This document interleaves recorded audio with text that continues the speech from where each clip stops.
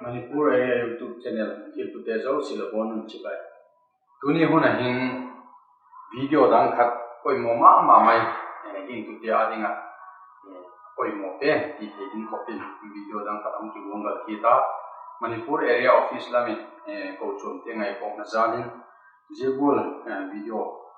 ki gongal hi ti ka yan na masai tulai covid na ibu zing lain Gingtute hi pathian thun banggualin ila zing tilem tulai na kisaya in pathian thu in bangguala ila ko mo mtt zil ko min design jeding achun expert in thiam lehin Dr. Upa Dr. Paulunmang tulai ka DFWO ahi ama pathian banggualin pathian thu in ila zing tilem ti ala ko min design abu patop cara nunggu takah ala endingin kang sifit pathian thu ngai thai tiu thiam thu genesis bung khat chang som ni leguk som thum le khat je phat chun pathian in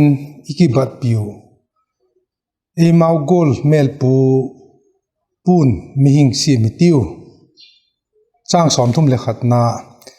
chuti chun pathian in athil siam zo si ena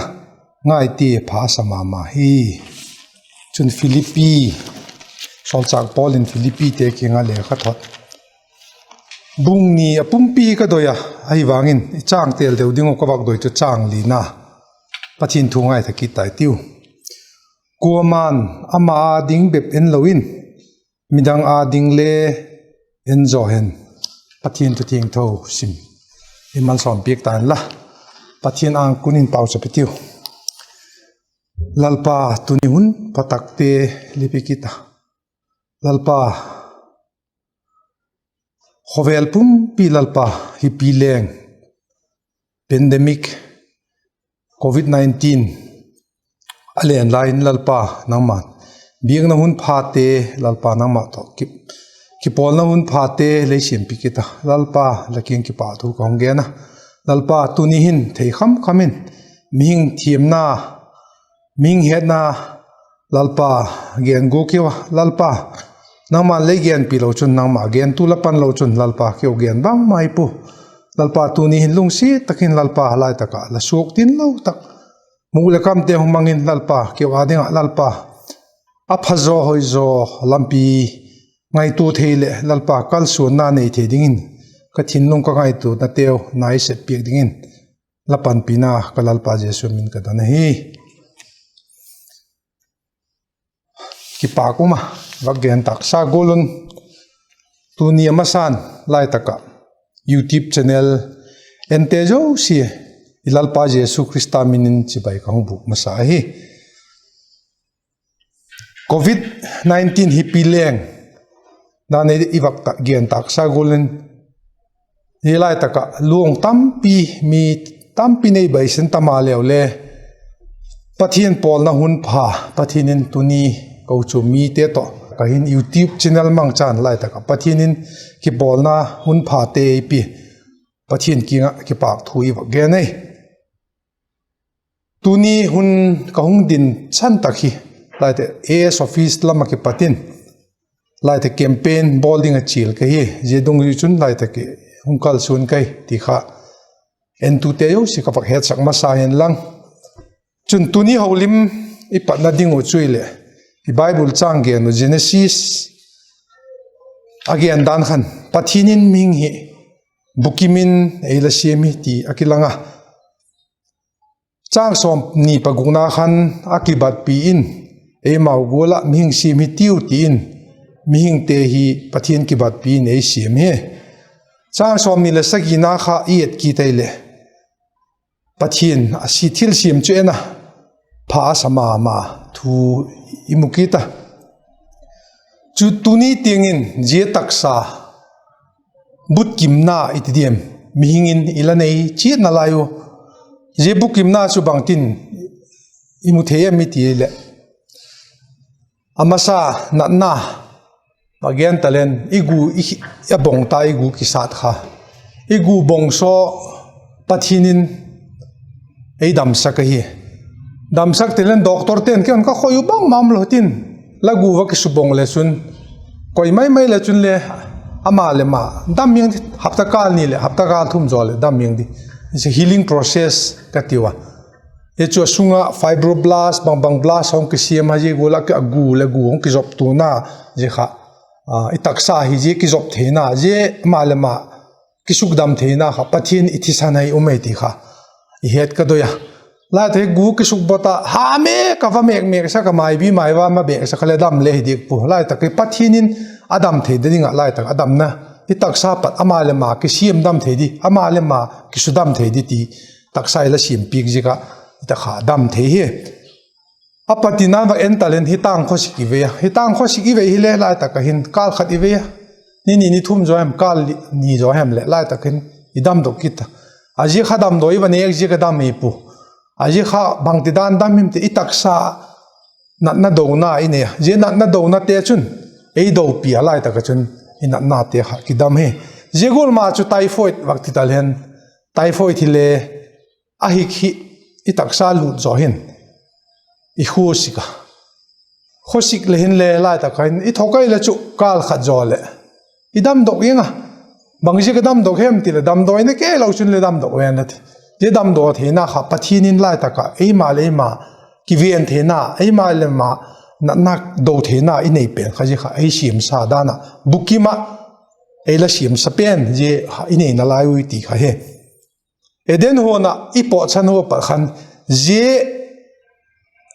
bukim na lam hitan lang thagaw lam lang je bukim na ha tam pi man suwa je mat su je go chu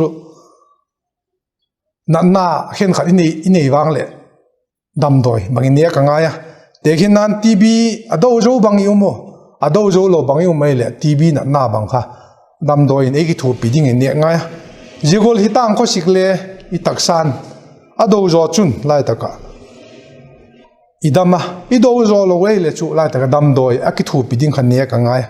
jegol ma chun thagaw lam na tiang le jegol hin I bukim jo tapo ye ka chu ei pan pi tu ikithu pidi Lalpa'n Jesu Krista imamo oi jegol chun taksalama do na dingin dam doi imamo a je imamo dung ju ye chun itaksa abutin ta lo je kha dam doi imamo ta je poi mo na chu te khinan tv dan again gol tv na bang so tv na dam doi imamo typhoid bang so chang le typhoid dam doi te imamo na khosik hitang khosik le hitang khosik dam doi te imamo je ka chun thagaw lam to taksalam adam hi apoi mo ma bukim ma je chu leile taksa hin I bukim ta lo jikin Korin thot khat bung som pathum chang som pani na chun sol chang polin bang ti ge nem tile tu hin bukim lo in ka hi na ti tula thi I bukim ta puwa eden hona pat khan je tak I taksa dam theina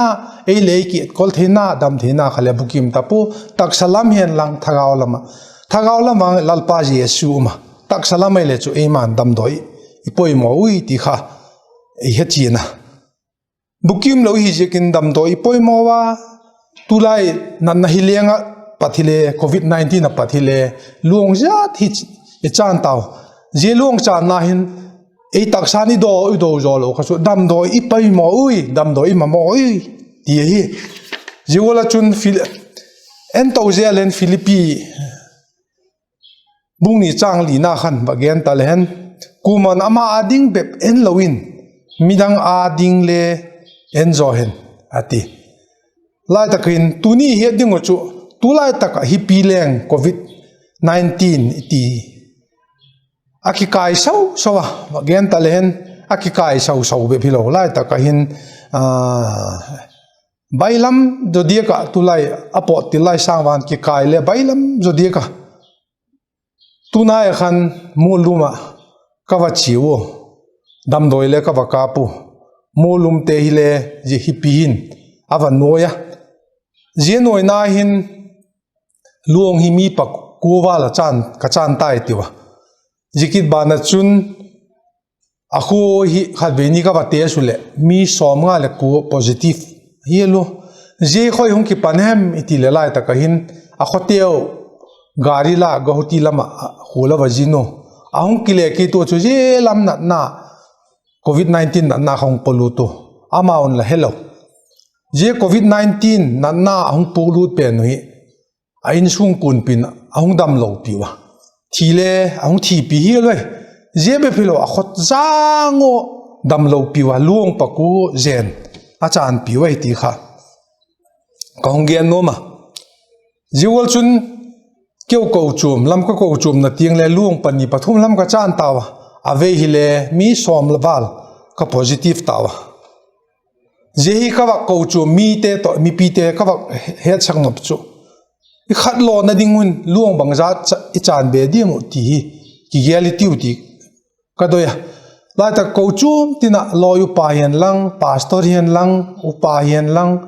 lai ta ka ngai tu na nei thei to te yo si ka wa gen map chu je i khat lo the na ring hin luong bang da i chan be di mu ti hi i ki ngai to ding ka doya jigol hi pi na lêng na apat doctor te gen dan bang le jigol hi pi na alen hi mei ko to bangai te wa thing tang bang hi mei hong ko pha le aboy ma yang khat ve khale chong kho yo so me ka ngi te wa a mei hong ka pha le panilak masak pen chu America kha control ki bol go alam pi wa ki khak tan go la tak chong kho yo wa min kang khale khosunga tu lo na ti wa lam ka la kha America a chon be lo na ding khan alam pi khak tan go ye wala chun a khak tan zo pha to le an mei kha a phel limit go na le ji gol chui a hi pi hung len zo hin control ki bol go control bangti ni bol go em itile lai ta kahin lockdown te bolo social distancing bolo ikhudi sopo imu ki tumo lai ta ka quarantine ki bolo je bang mai lo dana me ko gol kha contain control ki bol go hi je control ba na chu na mong hi a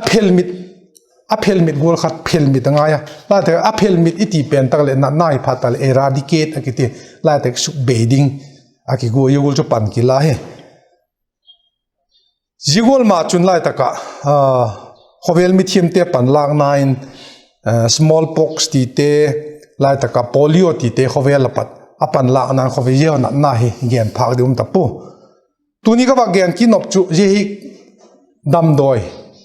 jigol ma chu tu covid 19 hila panakila mei kangol gol chun control ki bol go control bol zo chu a hi pi hi akisuk be go vaccination ki bol hai ti khai het pi kun la dana polio tele ka suk be na so vaccination ka bol pa to in polio kong su be yo je gole a control be philo control le hingal hen lang a suk le ki su be nga le ti khan pan ha la ka kala lai to ko ti kha je ka wak mi pi te ka het sak no ma je law ding a ye law na ding ka wak gen chu india hi zani khan crore som nga wal ka ki kap taw ye chu thi le a thi ti len je vaccine je ka thi ki ti chu pu khat mai chu document a bolo ji kha je ti lo so thi ki pu chun panina chun ala lo ji ka ba ge ni panina chun number se gu som gu paguk to la mek ma to number se gu to som gu paguk i mek ma te le tu israel te so ami pi so se som suwa se za su se som sa gi vel ka pio ai le lai ta ka pathian nam tel ten bon lai ta ka number se gu le som gu le gu ki kap ta su e hu hi bang ti da di ti kha mi pi te king ka he sak no ma tuni zena na hi eu Kochuam hian lang mi pi hen lang ji hi isuk be nop chun control be hilowin social distancing bola muk tu ma khut shop be philun asuk be ning so vaccination angai tai ti kha I he tu ka doya lai ta ei christian te hi na zalin je taka imo pona bang hem ti ikido tonga ya lai ta ka molum khuwa thil tung kha I he che tu lai ta ki khat aga lu tu aba na kayo aba pulu je khalung ma the ma chan kholo tuni heading chu philippi bungni changlin tana ba gen gol khan koma ama ading bep en lawin midang a dingale enjoy nati jegol jung e adi bep en lawin lai takain e christian chan pi isu pi hian la inu le pa hian lang lai taka christian I Kochuam mi chan pi ai lo le asak le thang I khosung te jete kai lo ning chu ke je ki kap the lo kem vaccination bol thei ka hi I ti nga aya den ki boli pu insung mi te ken kai te leng ka insung ka nur ka pa te kai te leng ka nur ka pa te chun dam le dam jo thuk yo lo mai the alung chan kholo the je na chun da ne wa gen e ma mi mal en loin ke chu ging tu kai khen ke ka hat tai ti loin lai ta ka hin I khosak naw ta ding idam chen ding un je vaccination bol the lo I wem ti kha mi pi I bak dong ngoma je be philo lai ta ka hin amuk tum be philo lai ta khut so be philo lai ta ka jete bo hit be philo lai ta ka hin en panla chi the ti hi ka ba genoma Lalpa'n Jesu Christian mon tu ni ting a cross eu ading ama ading a cross va ki hian den lo mi eu ading ki hian den eu le lai ta ka imi pi te imi le na nam ichipi ading lai ta amau dam na dinga vaccination kap thelo kem lai ta ke social distancing bol thelo kem muk tom thelo kem lai ta ka hi curfew lockdown na hi jui thelo kem ti iki do to nga ya je hi khat ve loi pate khat ve ken thak chi ti tun je hi ei christian khat hi le lai ta ka su pi ka sangga ma din je ken le kan ka lak the nai christian khata pan ka lak the na ti he chi tin ye chen chun I holim na thu chai tin pathian nin I thu igen khak sunum chun I bona ding emal som pi ta la amen